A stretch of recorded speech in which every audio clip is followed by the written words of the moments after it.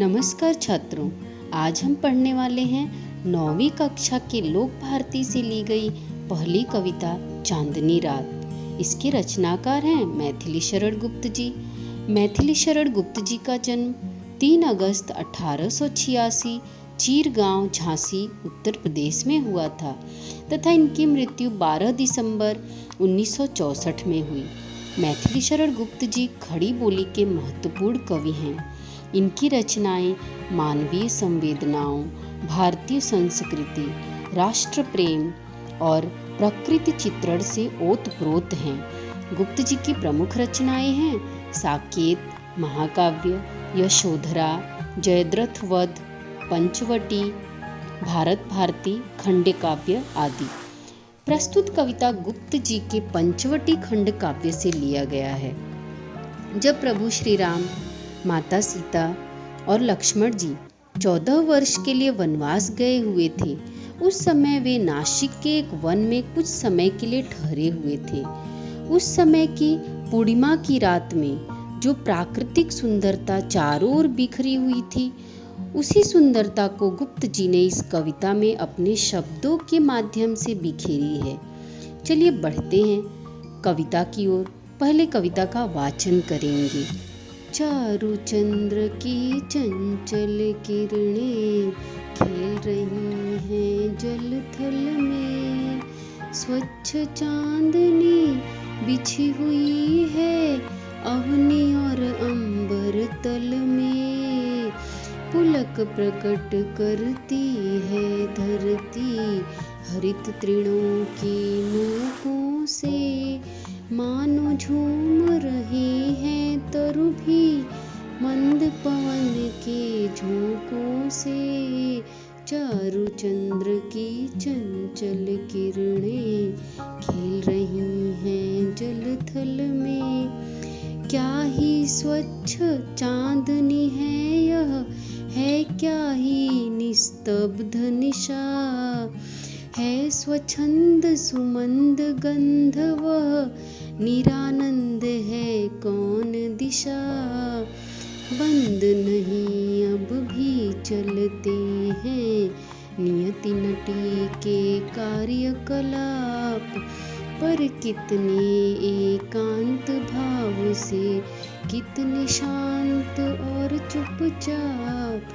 चारु चंद्र की चंचल किरणें खेल रही हैं जल थल में, है बिखेर देती वसुंधरा मोती सबके सोने पर, रवि बटोर लेता है उनको सदा सबेरा होने पर, और विराम दायिनी अपनी संध्या को दे जाता है, शून्य शाम तनु जिससे उसका नया रूप छलकाता है।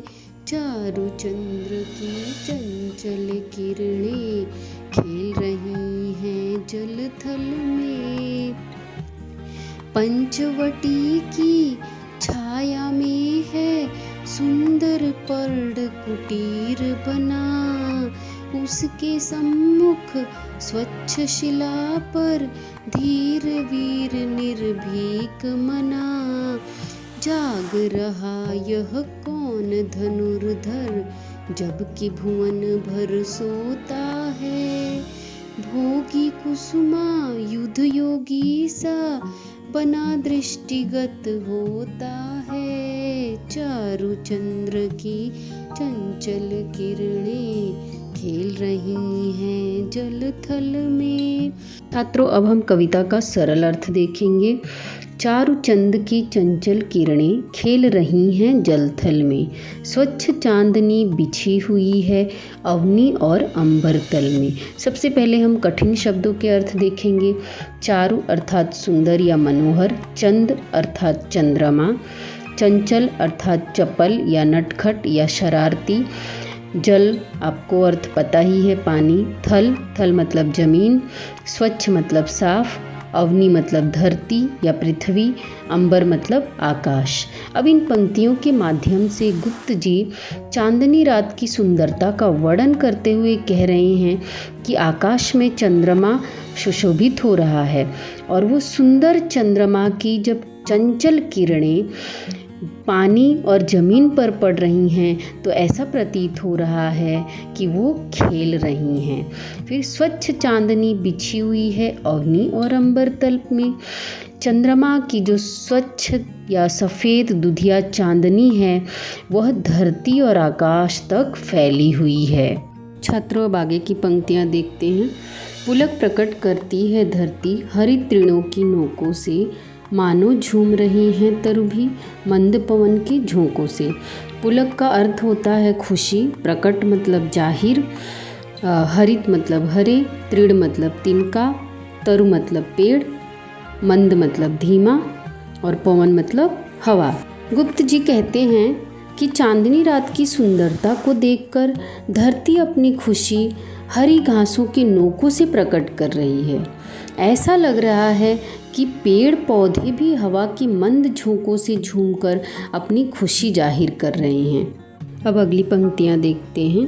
क्या ही स्वच्छ चांदनी है यह, है क्या ही निस्तब्ध निशा, है स्वच्छंद सुमंद गंध वह, निरानंद है कौन दिशा।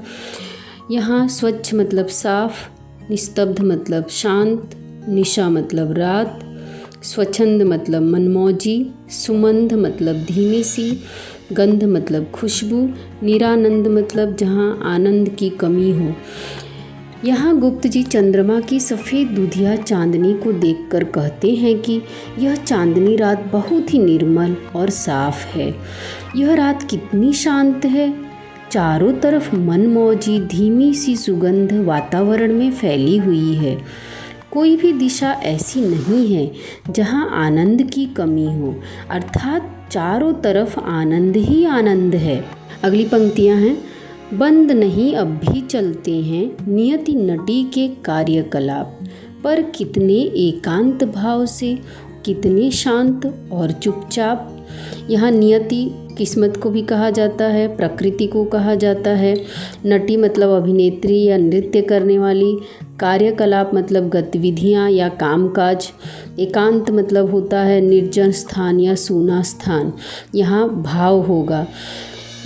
इन पंक्तियों में गुप्त जी कहते हैं कि ऐसी अद्भुत मंत्र मुग्ध कर देने वाली सुंदरता का असर प्रकृति पर नहीं पड़ रहा है, अर्थात ऐसे मोहक समय में भी प्रकृति अपने काम को बंद नहीं करती है, बल्कि एकांत भाव से शांत और चुपचाप रहकर प्रकृति रूपी अभिनेत्री अपने कार्य करते जा रही है।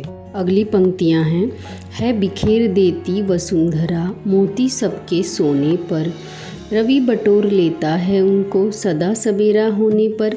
वसुंधरा मतलब धरती, मोती यहाँ चांद तारों को कहा गया है, रवि मतलब सूरज, बटोरना मतलब इकट्ठा करना, सदा मतलब हमेशा, सवेरा मतलब सुबह। इन पंक्तियों में गुप्त जी कहते हैं कि रात होने पर जब सब सो जाते हैं तब धरती मोती रूपी चांद तारों को आसमान में फैला देती है, लेकिन सुबह होने पर हमेशा सूरज इन मोती रूपी चांद तारों को बटोर लेता है, अर्थात सुबह होने पर ये मोती रूपी चांद तारे दिखाई नहीं देते हैं। अगली पंक्तियाँ हैं। और विरामदायिनी अपनी संध्या को दे जाता है, शून्य श्याम तनु जिससे उसका नया रूप छलकाता है। विरामदायिनी अर्थात आराम देने वाली या विराम देने वाली, संध्या मतलब शाम का समय, शून्य मतलब खाली, श्याम मतलब काला, तनु मतलब शरीर। इन पंक्तियों में कवि कहते हैं कि सूरज ने सुबह के समय जिन चांद तारों रूपी मोती को बटोरा था उसे डूबते समय आराम देने वाली संध्या को दे देता है। इससे धरती को शाम का समय प्राप्त होता है जो प्रकृति को एक नया रूप देता है। अगली पंक्तियां हैं। पंचवटी की छाया में है सुंदर पड़ कुटीर बना, उसके सम्मुख स्वच्छ शिला पर धीर वीर निर्भीक मना। पंचवटी 5 पेड़ों के समूह को कहते हैं। छाया मतलब छाँव, पड़ मतलब पत्ता, कुटीर मतलब कुटिया या झोपड़ी, सम्मुख मतलब सामने, स्वच्छ मतलब साफ, शिला मतलब बड़ा पत्थर, निर्भीक मतलब निडर, न डरने वाला, धीर वीर मतलब बहादुर। इन पंक्तियों में कवि ने पंचवटी का अत्यंत सुंदर वर्णन करते हुए कहा है कि पंचवटी की छाया में अर्थात 5 पेड़ों की छाया में पत्तों से एक सुंदर झोपड़ी बनी हुई है। उस झोपड़ी के सामने एक साफ बड़े पत्थर पर कोई विनम्र और निडर वीर बैठा हुआ है। अगली पंक्तियां हैं, जाग रहा यह कौन धनुर्धर जबकि भुवन भर सोता है, भोगी कुसुमा युद्ध योगी सा बना दृष्टिगत होता है। धनुर्धर मतलब धनुषधारी या धनुष चलाने वाला, भुवन मतलब संसार, कुसुमा युद्ध मतलब कामदेव, दृष्टिगत मतलब जो दिखाई पड़ता हो या दिखाई देने वाला। इन पंक्तियों में कवि काल्पनिक रूप में लक्ष्मण जी को देखकर कहते हैं कि रात्रि के समय जब सारा संसार सो रहा है तो यह कौन धनुर्धर है जो जाग रहा है। कामदेव की तरह सुंदर दिखाई देने वाला यह वीर योगी जैसा दिखाई देता है। छात्रों, इस कविता से हमें यह सीख मिलती है कि जब संसार में सब सो जाते हैं तब भी प्रकृति शांत भाव से अपने कार्य करती रहती है। उसी प्रकार से हमारे जीवन में कितनी भी मुश्किलें आएं, हमें शांत और हिम्मत से उसका सामना करना चाहिए और हमें हमेशा काम करते रहना चाहिए। अब आगे शब्दार्थ, स्वाध्याय और गृह कार्य दिए गए हैं जिन्हें आप अपनी कॉपी में लिख लीजिएगा।